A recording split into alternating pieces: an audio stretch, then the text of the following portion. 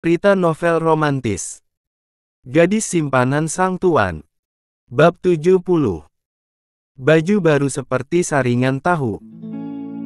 Tak berapa lama kemudian, Baby dan Saka sampai di kediaman keluarga Antarakna.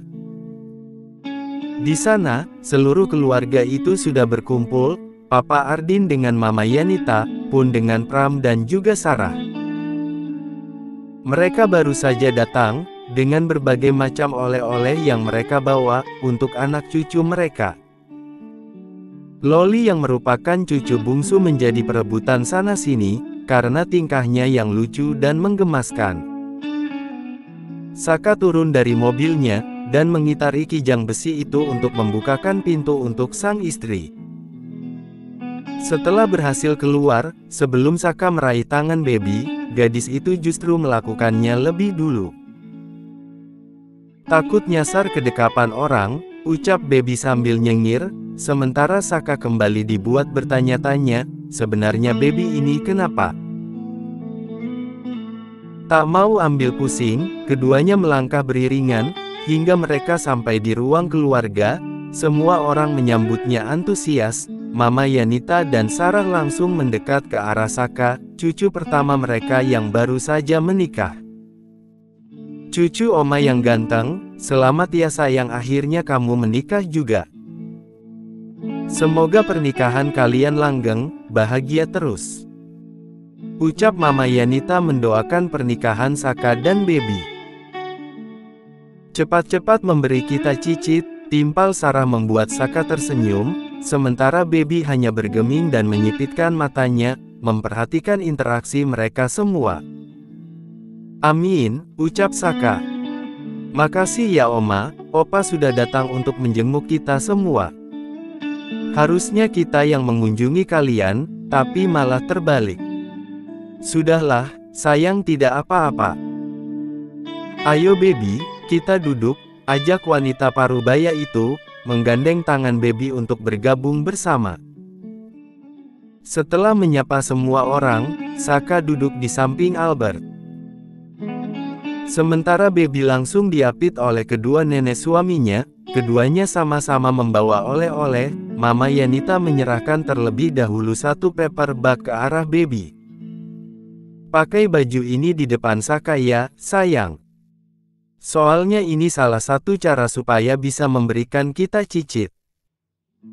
Saka pasti langsung lumer lihat kamu pakai baju ini, bawaannya pengen nerekam, ucap Mama Yanita cekikikan dan langsung mendapat anggukan dari Sarah. Sepertinya kedua nenek ini sudah kong kali kong untuk memberikan kado untuknya. Setelah Mama Yanita menyerahkan hadiahnya, kini giliran Sarah yang memberikan sesuatu pula pada cucu menantunya. Nah, kalau yang ini untuk Saka. Tiap mau bertarung, kamu harus kasih dia ini, supaya dia lebih bertenaga, bisik Sarah, membuat bulu tengkuk Baby meremang seketika. Tidak Saka, tidak kedua neneknya, kenapa keluarga suaminya hobi ehem-ehem semua? Sarah dan Mama Yanita kembali cekikikan, sementara Baby hanya bisa mengangguk, menerima semua hadiah itu. Cerita dong sama kita semalam gimana, Saka galak enggak? Dia enggak kayak bapaknya kan? Tanya Mama Yanita antusias, entah kenapa kedua wanita parubaya itu sangat penasaran dengan cucu pertama mereka itu. Menyadari Saka yang tidak pernah sekalipun memiliki seorang kekasih, tiba-tiba ingin menikah dengan Baby. Iya Baby. Kamu tahu Momi Cila dulu hampir setiap waktu digempur sama dedinya Saka. Kalau Saka gimana? Pasti minta beronde-ronde ya? Sarah ikut-ikutan mendesak dengan pertanyaan yang begitu sulit bagi Baby untuk menjawabnya. Hingga Cila mendekat dan menyelamatkan menantunya. Dia mengerti, Baby pasti sedang sangat bingung dan malu sekarang. Ma, kalian ini sedang bertanya apa? Baby pasti malu menceritakannya. Baby terlihat gugup, sementara Mama Yanita dan Sarah mencebik. Kan cuma mau tahu, Cila. Saka itu kayak Albert apa enggak? Balas Mama Yanita. Iya tapi kan itu hal pribadi. Kasian kan bebinya kalau dipaksa-paksa begitu. Timpal Cila lagi, lalu tersenyum ke arah menantunya. Ayo sayang, lebih baik kamu minum saja. Jangan pedulikan nenek-nenek ini. Mereka semua suka kepo ke hal-hal ehem-ehem, ucap Cila lalu terkekeh. Dan langsung mendapat tabokan dari Sarah, karena merasa tidak terima. Suamimu lebih ehem-ehem, cibirnya. Nggak apa-apalah, Ma. Karena Kak Albert ehem-ehem aku jadi punya anak banyak, rumah jadi nggak sepi, nggak kayak rumah Mama sama Papa dulu, balas Cila lalu meminum sirup yang tersedia di atas meja. Dasar anak kurang akhlak. Sarah mengusap puncak kepala Cila, dan Cila hanya mampu terkekeh sambil mendekap ibunya. Malam pun tiba, semua orang sudah berada di meja makan. Bahkan Gatan yang baru saja datang setelah merasa cukup berkencan, sudah ikut bergabung dengan keluarga besarnya. Suasana riuh, para istri yang biasa melayani suaminya bergantian untuk mengambil makanan, tetapi tidak dengan baby. Dia hanya mampu terdiam dan menyaksikan orang-orang hingga mereka semua selesai. Momi susu pisang kakak kemana? Tanya Gatan yang kini sudah berada di depan lemari es. Lelaki itu memang suka sekali dengan susu pisang sejak kecil. Sebelum makan, biasanya dia meminum susu tersebut. Tak heran, sampai sekarang Cila menyetok susu kotak rasa pisang itu di dalam lemari es. Namun, sepertinya stok itu sudah habis, karena sebelum Gatan datang, susu tersebut sudah diminum oleh seseorang. Di lemari es habis, Kak? Tanya Cila, kini dia tengah mengambilkan nasi serta lauk pauk untuk putri kecilnya. Nggak ada, Mom. Perasaan kemarin masih sisa satu.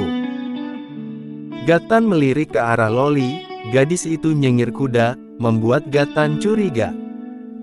Lu yang minum susu pisang gue ya? Cetus Gatan. Hehe iya, abisnya susu Loli juga abis. Jadi minum punya Kak Gatan, balas Loli tanpa rasa bersalah, dia bahkan tersenyum lucu. Membuat siapa saja pasti ingin mencubitnya. Tetapi tidak bagi Gatan. Lelaki itu justru mendengus menghentak lantai dan merengek ke ibunya. Ish Mommy. Kakak nggak mau makan kalau nggak ada susu pisang. Ya belilah Gatan ke minimarket depan, saran Mama Yanita pada sang cucu.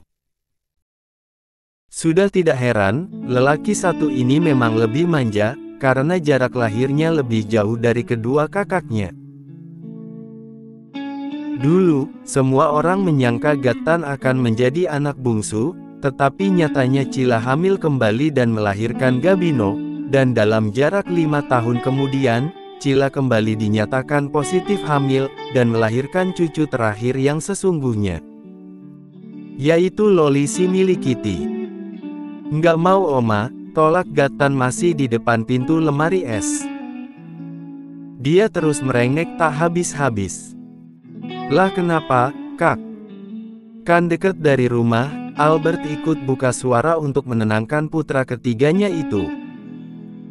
Kakak kasir yang cantik udah abis shiftnya. Nanti nggak bisa ketemu. Astaga. Dan jawaban itu membuat semua orang melongo tak terkecuali baby. Dia sedikit mengernyitkan dahinya melihat sikap kekanakan Gatan, lelaki yang dicap sebagai playboy di sekolah, sedang merengek karena tak dapat meminum susu pisang kesukaannya. Benarkah ini nyata?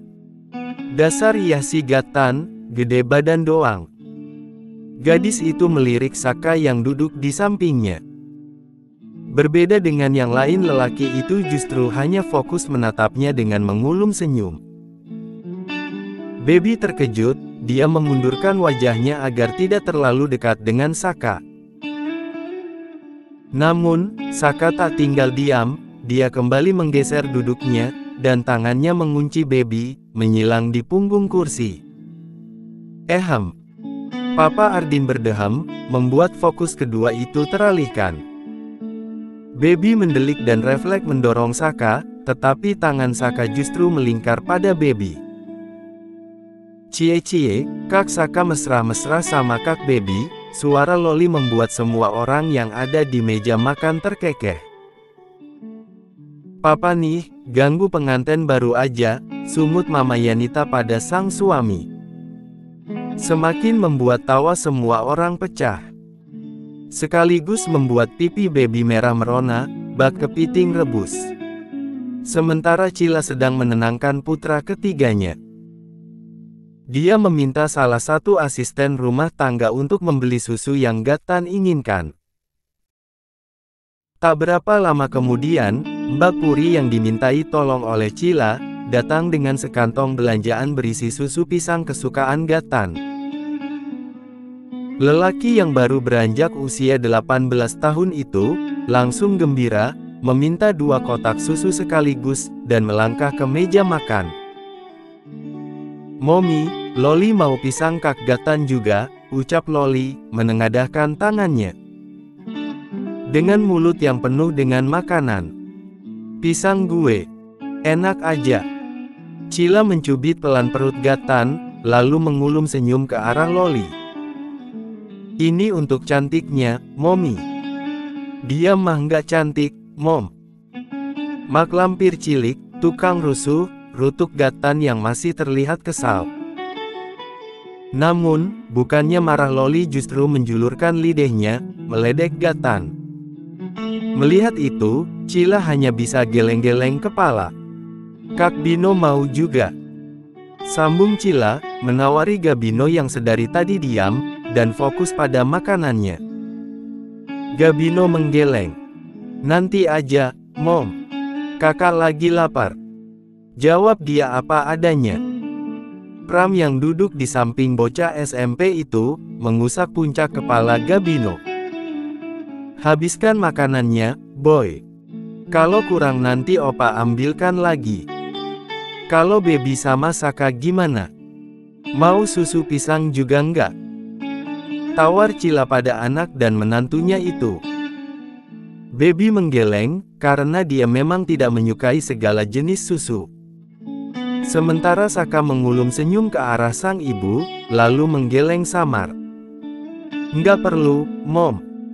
Kakak minum susunya nanti aja di kamar." Setelah kejadian memalukan itu, Baby semakin dibuat gemas oleh Saka. Dia benar-benar ingin meremat kepala lelaki itu, dan memukulinya hingga habis tak tersisa. "Tua bangka ini benar-benar bikin gue malu." Hingga mereka semua selesai makan malam dan beranjak untuk masuk ke dalam kamar masing-masing. Satu keluarga itu kembali dihebohkan dengan Loli yang tiba-tiba tidak ingin tidur sendiri. Dia merengek ingin tidur bersama ayah dan ibunya. "Loli mau tidur sama Momi sama Dedi," ucapnya merengek lengkap dengan ribier yang mengerucut imut. Dia tidak memperdulikan wajah Albert yang sudah tampak lesu. Karena dari kemarin belum juga mendapatkan jatahnya. Cila melirik ke arah suaminya, dan dia bisa mengerti dari gurat sendu yang tersemat di wajah lelaki tua itu. "Loli tidur sama Kak Bino aja ya," tawar Cila pada putri bungsunya. Berharap gadis kecil itu mau menerima sarannya. Loli menggeleng cepat. "Nggak mau, Loli mau sama Momi," tolaknya. "Loli, apa bedanya sama Kak Bino?" "Kasur Kak Bino bahkan lebih luas," Albert ikut membujuk, demi memenangkan Cila malam ini. Namun, jawabannya tetap sama. Loli menggeleng keke dengan ribier yang mencebik. "Nggak mau titik." "Sudahlah, Albert. Ngalah aja sih sama anak sendiri, anakmu sudah 5, kelakuannya nggak berubah-berubah." Timpal Mama Yanita menengahi, "Lagi pula aneh, sudah tua bangka masih saja doyan main dengan istrinya." "Tapi, Ma, sudah 2 malam, kini giliran Albert yang merengek pada Mama Yanita. Bagai bayi besar yang tak mendapat ASI dari ibunya. Itu baru Albert, baru 2 malam, belum 2 tahun. Sudah Cila bawa Loli ke kamar, jangan pedulikan bandot tua ini. Cetus Mama Yanita, menggiring Cila yang akhirnya menggendong Loli untuk pergi ke kamarnya. Albert kesal, dan meninju udara. Sudah dipastikan dia tidak akan bisa berehem dengan leluasa. Berdasarkan pengalaman, sekali ketuk, Loli malah terbangun. Ah, sial. Dan kedua pengantin baru itu tak lagi ikut dalam perdebatan tersebut. Karena Saka segera menggandeng tangan Baby menuju kamarnya. Baginya, hal seperti itu sudah biasa. Mereka akan selalu berebut sang ibu dengan ayah mereka. Saat sudah sampai di kamar lelaki itu, Baby segera menyentak tangan Saka, hingga pegangan mereka terlepas. Ngapain pegang-pegang? Kamu pikir aku akan membiarkanmu terus melihat perdebatan seperti itu? Baby tak menjawab. Dia justru melengos dan melenggang ke arah nakas, di mana paperback yang Mama Yanita berikan berada di atas sana. Dia melirik Saka sekilas, haruskah dia mencobanya sekarang juga, dan membuktikan bahwa Saka normal atau tidak? Tapi bagaimana kalau ternyata lelaki itu normal? Bukankah dia tidak akan selamat malam ini? Baby terlihat gamang. Tapi kalau tidak dicoba, dia akan mati penasaran. Hei, kenapa berdiri terus di situ? Pertanyaan Saka akhirnya membuyarkan lamunan Baby. Dengan cepat dia menyambar paperback tersebut dan melangkah ke arah Saka. Tatapan kesal tadi seketika dia rubah menjadi tatapan sayu penuh sihir. Baby berhenti tepat di hadapan suaminya. Saka hanya bergeming, hingga saat Baby membuka baju bagian atas, mata Saka membola dan mulut yang menganga. Dia ini mau apa? Baby, kamu ini sedang apa? Tanya Saka. Tetapi matanya senantiasa memperhatikan gerakan Baby yang tengah meyepas pakaiannya. Bagai terhipnotis, dalam beberapa detik Saka tak mampu untuk mengontrol otak warasnya. Hingga Baby berhasil membuka seluruh pakaiannya dan berganti dengan kain tipis berbentuk seperti jaring ikan. Saka menelan salivanya frustasi. Si adik juniornya kembali siap gerak. Dia langsung merasakan sesak di area sana akan tingkah Baby. Kini gadis belia itu terekspos dari balik kain tipis itu, lekuknya yang tak seberapa, tetapi mampu menggoyahkan iman Saka. Kata Oma Baby suruh pakai baju ini di depan abang. Gimana, bagus nggak? Tanya Baby dengan suara selembut mungkin, bahkan dia menggigit ribier bawahnya manja. Menyadari itu, Saka langsung memalingkan wajahnya yang sudah memanas. Mungkin maksud Mama Yanita adalah pakai baju itu saat bersama Saka, bukan berganti di depannya. Sebenarnya yang salah itu siapa sih? Baby menarik sudut ribiernya ke atas. Karena sepertinya Saka mulai bereaksi, kita akan tahu malam ini, siapa Saka sebenarnya. Lanjut ke bab 71.